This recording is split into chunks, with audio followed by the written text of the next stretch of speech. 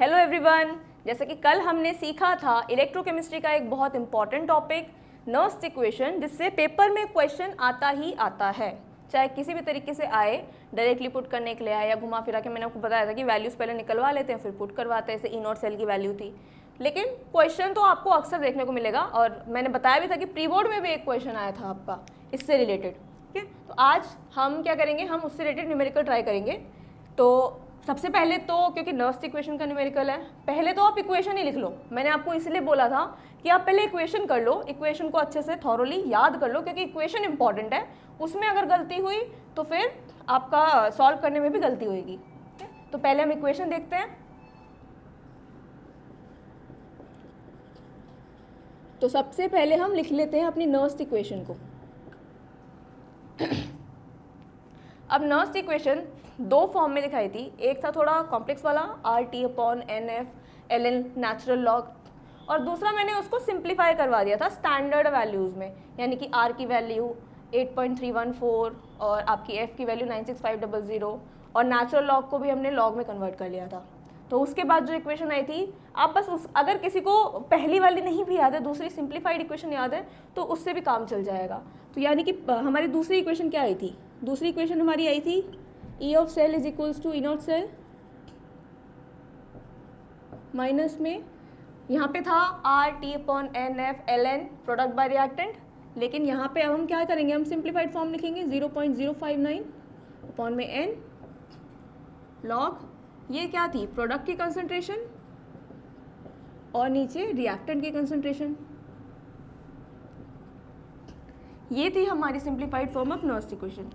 ये तो आपको पता होनी ही चाहिए। ठीक है, अब इसके बाद क्योंकि हम न्यूमेरिकल कर रहे हैं, तो मैं क्वेश्चन को रीड करूंगी, क्योंकि पूरा का पूरा लिखने से वैसे भी कोई फ़ायदा नहीं है पूरे न्यूमेरिकल को लिखने का। रीड करते करते जो भी उसमें डेटा होगा वो नोट कर लो। आपको सॉल्व भी ऐसे ही करना है, इसी तरीके से। क्वेश्चन में जो भी डेटा हो ना, आप उसको पहले नोट कर लो। ठीक है, उसके बाद उससे ना सिंप्लीफाई हो जाती है चीज़ें। हमको पता होता है कि इक्वेशन में क्या क्या मांगा है और हमको क्या क्या दिया है, और हमको निकालना क्या है अगर कुछ और हो, या फिर डायरेक्टली पुट करके हमारा आंसर आ जाएगा। तो अब यहाँ से हम पहले एक क्वेश्चन देखते हैं। मैं आपको क्वेश्चन रीड करके दिखाती हूँ। तो क्वेश्चन है हमारा, calculate the EMF of the cell in which the following reactions takes place. ठीक है, अब इंपॉर्टेंट रिएक्शन है, कुछ भी हो रिएक्शन तो आपको लिखनी पड़ेगी। ठीक है, तो रिएक्शन गिवन इज निकल सॉलिड प्लस में 2Ag प्लस, इसके बाद यहाँ दिया है 0.002 मोलर विच गिव्स निकल 2 प्लस। इसकी कंसंट्रेशन दी है हमको 0.160 एंड Ag सॉलिड।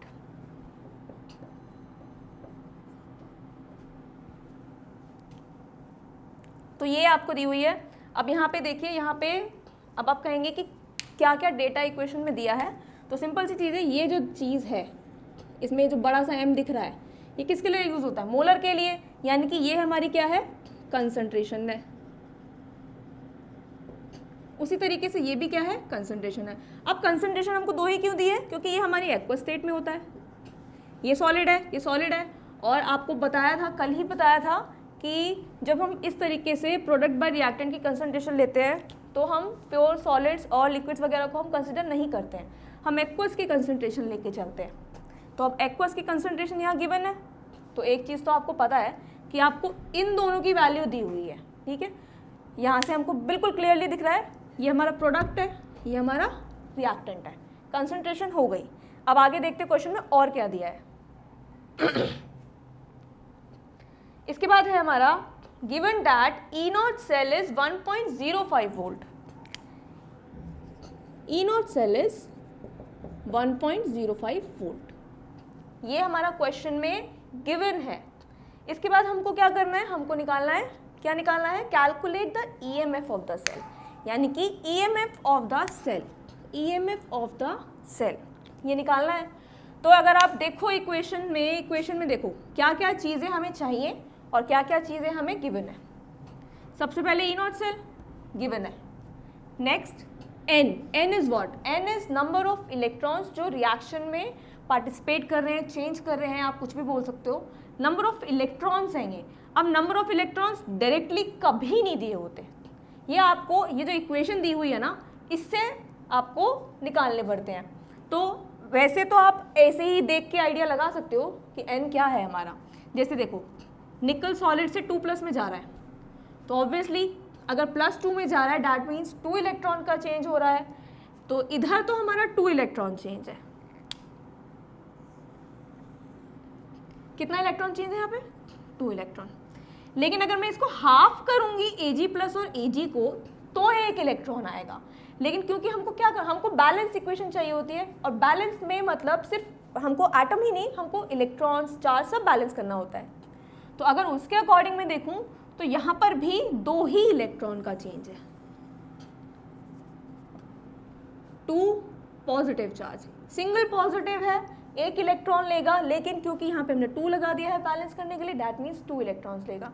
तो इन शॉर्ट अगर मैं n की वैल्यू देखूं तो n की वैल्यू क्या है मेरी? 2।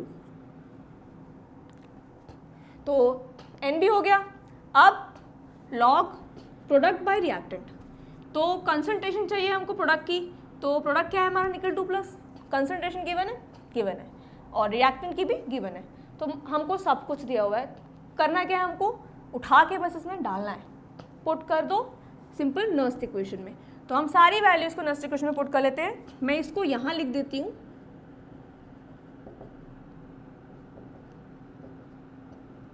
ठीक है, और n भी यहाँ मेंशन कर देती हूँ 2 इलेक्ट्रॉन से। तो अब सारी वैल्यूज हमने लिख दी है, अब इसको 1 बाय 1 इक्वेशन में पुट करते हैं, ठीक है। तो ई सेल निकालना है हमको। अब अगर बोला है सेल लिखने का तरीका, तो सेल लिखने का तरीका मैंने आपको कल बताया था, कैसे लिखते हैं? ABC, ये फॉर्मेट मैंने बताया था। बहुत सारे बच्चों को तो ये रट भी गया होगा। Anode, bridge, cathode. तो anode is what? Oxidation. Cathode is what? Reduction. Oxidation किसका हो रहा है? निकल का, तो निकल / निकल 2+। ब्रिज के लिए डबल डालेंगे, डबल स्लैश, इसके बाद कैथोड के लिए डालेंगे, कैथोड में हो रहा है हमारा Ag+ और Ag। हमारा सेल हो गया। ज़रूरी नहीं है मेंशन करना, नहीं समझ में आ रहा तो कोई बात नहीं, आप इसको ज़रूरी नहीं, मतलब कन्फ्यूजन अगर हो, वैसे तो आप कोशिश करो, इजी है, इतना मुश्किल नहीं है, लेकिन अगर कन्फ्यूजन हो रही है तो सेल ही लिखो, स्पेसिफाई जब तक ना किया जाए। तो अब ई नोट सेल कितना है? 1.05, ठीक है। नेक्स्ट 0.059, n कितना है हमारा? 2। अब यहाँ पे क्या है हमारा? लॉग प्रोडक्ट की कंसंट्रेशन, प्रोडक्ट इज व्हाट? निकल 2+। अब यहाँ पे ये आएगा निकल 2+, और रिएक्टेंट में हमारा है Ag+। अब यहाँ पे देखिए, यहाँ पे है आगे 2, और मैंने बताया था अगर कोई भी आगे कोफिशिएंट होता है तो वो पावर में चला जाता है, यानी ये ट्वाइस हो जाएगा। तो अब मैं सिर्फ इसी चीज़ को लिखूँ, ये कंप्लीट इक्वेशन नहीं लिखूँगी, ठीक है। इस कंप्लीट इक्वेशन को साइड रख के अगर मैं सिर्फ इस चीज़ को दोबारा से लिखूँ तो ये हो जाएगा मेरा लॉग 0.160, ठीक है, ये हो जाएगा। इसके बाद ये क्या है? 0.002 की पावर, ठीक है। बाकी सब तो सेम है, बस यहाँ पे मैंने वैल्यूज़ नहीं पुट करी थी, वो वैल्यूज़ मैंने यहाँ पुट कर दी है, इससे ज़्यादा मैंने कुछ चेंज नहीं किया है। तो सेम इक्वेशन रहेगी, बस यहाँ वैल्यूज़ पुट हो जाएगी। अब वैल्यूज़ पुट होने के बाद इसको सॉल्व करना है, तो क्या हो जाएगा? लॉग 0.160, अब इसका स्क्वायर, 3 zeros, इसका स्क्वायर करेंगे हम, 2 to the 4 के बाद क्या होता है? अगर मैं इसको ज़ीरोज़ में लिखूं तो ये हो जाएगा मेरा 0.000004, ये हो जाएगा आपका। अगर मैं इसको दूसरे तरीके से लिखूं तो ये मेरा आ जाएगा, अगर मैं इसको साइंटिफिक नोटेशन की फॉर्म में लिखूं तो मैं इसको 4×10⁶ भी लिख सकती हूँ। सिंपल मैथमेटिकल कैलकुलेशन है, ठीक है। हमने क्या किया है? हमने यहाँ से चेंज किया है, यहाँ से क्या किया है? आपको पता होगा कि पॉइंट्स को जब मूव करते हैं, इधर मूव करते हैं, तो 10 की पावर में भी जो पावर्स होती है वो क्या होती है? वो हमारी डिक्रीज़ होती है, लेफ्ट साइड इंक्रीज़ होती है। ये सब पूरा मैथमेटिकल साइंटिफिक नोटेशन वाला कॉन्सेप्ट है, बेसिक कॉन्सेप्ट जो 11th क्लास में चैप्टर फर्स्ट में ये सब कराया जाता है। बेसिक कॉन्सेप्ट्स ऑफ केमिस्ट्री, उसमें साइंटिफिक नोटेशन अच्छे से बताई गई है। अगर आपको लगता है कि इसमें आपको कैलकुलेशन में इस तरीके से में कोई दिक्कत है कि पॉइंट्स में सॉल्व नहीं हो रहा है, तो आप कमेंट करके ज़रूर बताना। उसके ऊपर भी आपको एक वीडियो हम बना के दिखा देंगे, जिससे कि आपका ये स्पेसिफिक सॉल्व वाला पोर्शन क्लियर हो जाएगा। लेकिन कुछ ऐसे बच्चे हैं जिन्हें बहुत अच्छे से रटा हुआ है कि कैसे करते हैं, तो उन लोगों के लिए ठीक है, आपको बस ये ध्यान रखना है कि यहाँ पे क्या है, जो हमारी न्यूमेरिकल वैल्यू है 16 लिख दिया। अब 1 2 3 शॉर्टकट है, बहुत ईजी है, कुछ नहीं करना आपको, पॉइंट हटाना है, पॉइंट हटा के 1 2 3 3 है यहाँ पे, तो 10 की पावर -3। छोटे से चीज़ में यही बता देती हूँ कैसे आया है ये।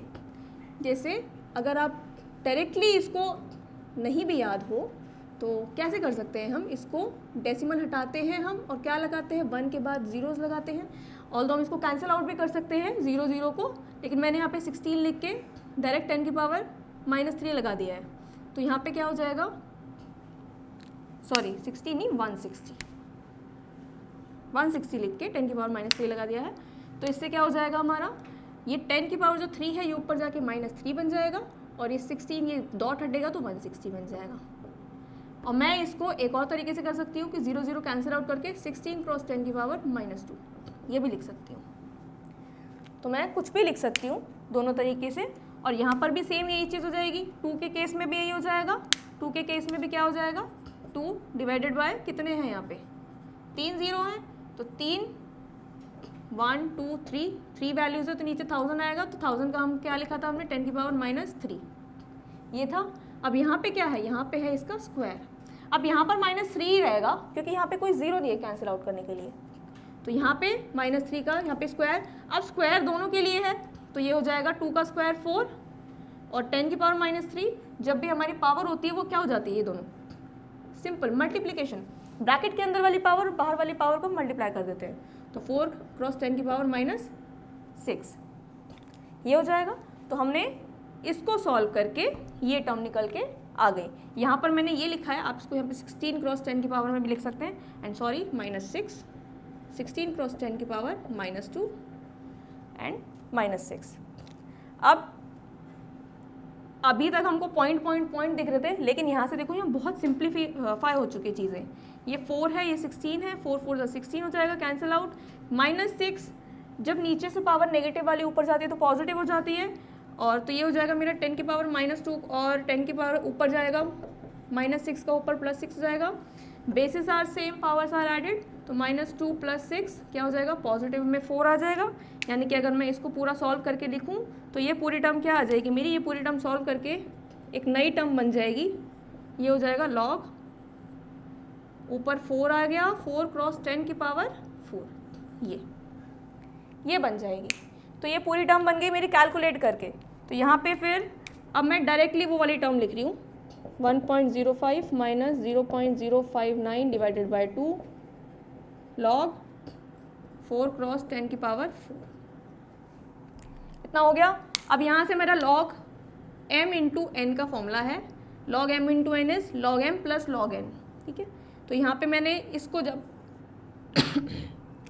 जब मैं इसको सॉल्व करूँगी तो ये हो जाएगा log m है मेरा 4 प्लस log n है मेरा 10 की पावर 4, ठीक है, और 10 की पावर 4 इज 4। 10 की पावर 4 क्या हो जाएगा मेरा 4, 10 की पावर 4 की वैल्यू, अब यहाँ पे log और 10 है, log बेस 10 एंटी लॉग वाला फॉर्मूला कॉन्सेप्ट कि log बेस 10 होता है और आगे 10 की पावर में जो भी पावर होती है वो मेरी log की वैल्यू हो जाती है, ठीक है। और यहाँ log की पावर log 4, अब log 4 की जो हमारी वैल्यू है, या तो आप टेबल से देख लेना, नहीं तो 2-4 वैल्यूज़ अगर आप याद कर लोगे तो ज़्यादा अच्छा रहेगा। तो log 4 को हम log 2 की पावर 2 भी लिख सकते हैं। अगर ऐसा हम कर देते हैं तो ये क्या हो जाएगा 2 log 2, और log 2 की वैल्यू 0.3 समथिंग कुछ होती है, 361 होती है, इसके अप्रॉक्सीमेट होती है, ठीक है। तो ये आप देख लेना log 2 की वैल्यू 0.03 यही होती है शायद से, ठीक है। तो इसको आप याद करके अब क्या कर सकते हो, 2 से मल्टीप्लाई, सिंपल 2 से मल्टीप्लाई कर दो इस वैल्यू को, 2, ये ऐसे भी निकाल सकते हो, नहीं तो डायरेक्ट आप log 4 की वैल्यू log टेबल से देख सकते हो, ठीक है। log टेबल्स प्रोवाइड की जाती हैं, ठीक है, log टेबल्स प्रोवाइड की जाती हैं। तो याद वैसे तो न्यूमेरिकल वैल्यूज़ है, मुझे भी कन्फ्यूजन हो जाती है याद करने में, तो नहीं भी याद है तो कोई बात नहीं, टेबल से देख लो, log 2 की वैल्यू देखो, log 4 की वैल्यू देख लो, इसको इस तरीके से भी कर सकते हो, डायरेक्टली log 4 की वैल्यू भी निकाल सकते हो। तो इस पूरी टर्म को, उस पूरी टर्म को हमने यहाँ सब्स्टिट्यूट किया, तो यहाँ सब्स्टिट्यूट करके पूरी इक्वेशन क्या बनी, 1.05 माइनस 0.059 डिवाइडेड बाई 2। अब यहाँ पे मेरा क्या रह गया, यहाँ पे मेरा एक तो रह गया log 4 और दूसरा रह गया है मेरा 4, ये पूरी टर्म आ गई है। इस पूरी टर्म के बाद इसकी वैल्यूज़ को पुट करोगे, जब आप इसको निकालोगे तो ये पूरी वैल्यू कैलकुलेट करके, ये पूरी टर्म कैलकुलेट करके माइनस 0.14 आती है, माइनस 0.14 ये आएगा पूरा कैलकुलेट करके। जब आप इसको पूरा कैलकुलेट कर लोगे, सिर्फ इतनी टर्म मेरी आएगी 4.6021, इतनी टर्म मेरी 4.6021 आएगी। और इसके बाद जब पूरा इस वैल्यू को पुट कर लोगे तो ये आ जाएगा 10.14, और यहाँ के बाद फिर आप माइनस करोगे, माइनस करके हमारा आंसर आ जाएगा। तो इसको माइनस कर लीजिए, क्या हो जाएगा, 9,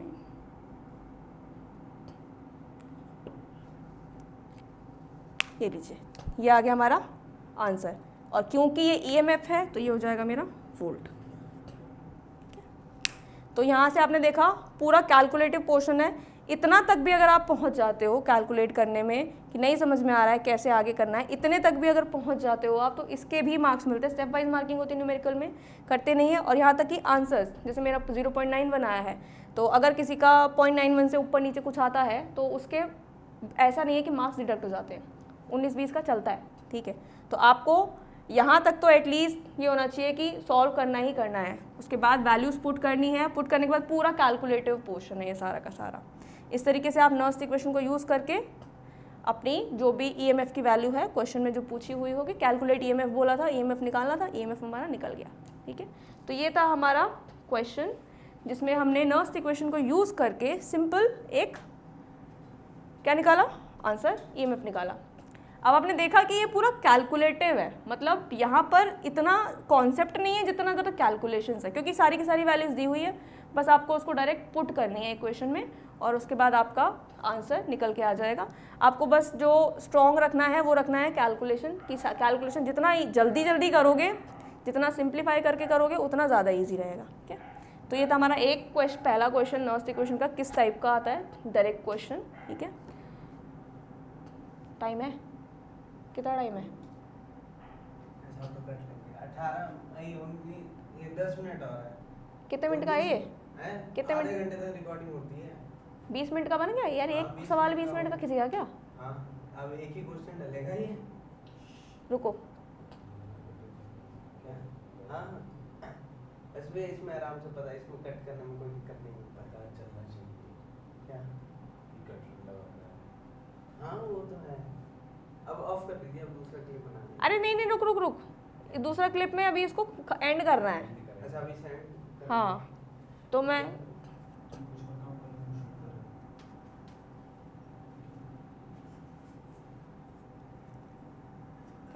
ठीक है, कट लगा दें यहाँ पे।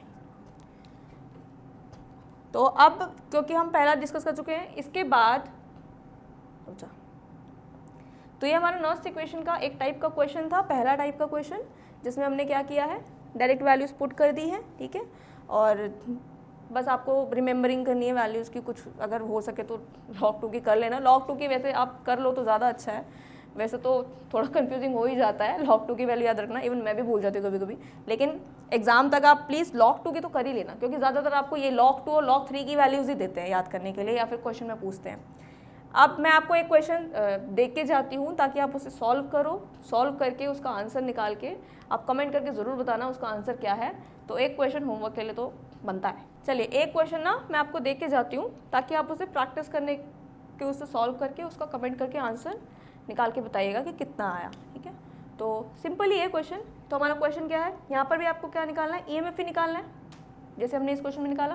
कैलकुलेट क्या करना है हमको, EMF कैलकुलेट करना है। जो कैलकुलेट करना होता है simple, E cell, EMF is E cell, question mark लगा दो, ये हमको कैलकुलेट करना है। क्या जरूरत है पूरा क्वेश्चन लिखने की, शॉर्टकट लिखना सीखो। पेपर में आप जितना हो सके उतना इस तरीके से टर्म यूज़ करो, ठीक है। तो ई सेल निकालना है, क्वेश्चन मार्क लगा दिया। गिवन क्या है, हमें इक्वेशन गिवन है, इक्वेशन है हमारी 2Fe3+, ठीक है। ये एक्वा स्टेट में है 0.002 मोलर, विच गिव्स 2I-, ये है हमारा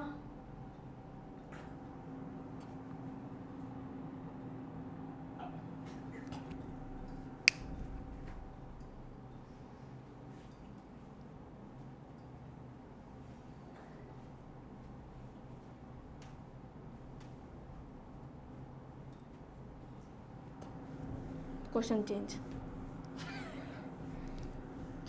इस क्वेश्चन का डेटा पूरा नहीं दिया हुआ इस बदतमीज़ी वेबसाइट में। तो चलो एक क्वेश्चन मैं आपको देती हूँ, इसका कमेंट करके आप आंसर निकालिएगा। ये थोड़ा सा टिपिकल टाइप क्वेश्चन है, ठीक है। इसको थोड़ा सा सोच के थोड़ा करने की कोशिश कीजिएगा और इसी क्वेश्चन को आप आंसर निकाल के कमेंट कीजिएगा। हम नेक्स्ट क्लास में डिस्कस करेंगे कैसे किया होगा ये क्वेश्चन, ठीक है।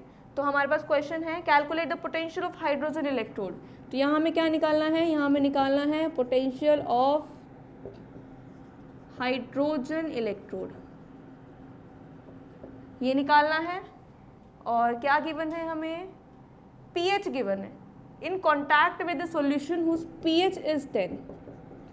यहाँ पे हमारी pH की वैल्यू गिवन है, ना हमारे को कंसंट्रेशन गिवन है, ना हमारे को इक्वेशन गिवन है, ना हमारे को पूरा कुछ सेल गिवन है। यहाँ हमें दिया क्या हुआ है, यहाँ हमें सिर्फ ये दिया है कि हाइड्रोजन इलेक्ट्रोड का पोटेंशियल निकालना है, पोटेंशियल ई सेल निकालना है और pH गिवन है। अब यहाँ पे थोड़ा मैं आपको हिंट दे देती हूँ, पहले तो ये हाफ सेल है, फुल सेल है नहीं, ठीक है। तो जो इक्वेशन बनेगी वो सिर्फ हाइड्रोजन की बनेगी। और दूसरा pH का याद करो फॉर्मूला क्या था, हाइड्रोजन से कैसे रिलेटेड है pH, तो उसे रेट करो। और E0 वैल्यू जो है हाइड्रोजन की, हाइड्रोजन सेल की जो होती है हमारी, हाइड्रोजन सेल की वैल्यू, ये वैल्यू सोचो ये वैल्यू क्या होगी। नहीं तो बुक है हेल्प लेने के लिए, लेकिन पहले इसकी वैल्यू ना याद करनी है और बहुत इजी वैल्यू है वो। आप जब खोल के देखोगे बुक, आप सॉल्व करने बैठोगे आपको पता चल जाएगा कि इसकी वैल्यू कितनी है, ठीक है।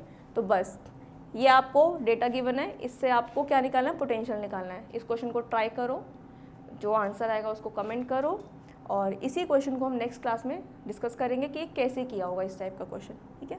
तो तब तक के लिए हमारे चैनल को सब्सक्राइब कीजिए, वीडियो अच्छा लगे तो लाइक कीजिए और बेल आइकन ज़रूर दबा दीजिए ताकि नेक्स्ट वीडियो आते ही आपके पास अपडेट आ जाए और वो मिस ना हो। Thank you.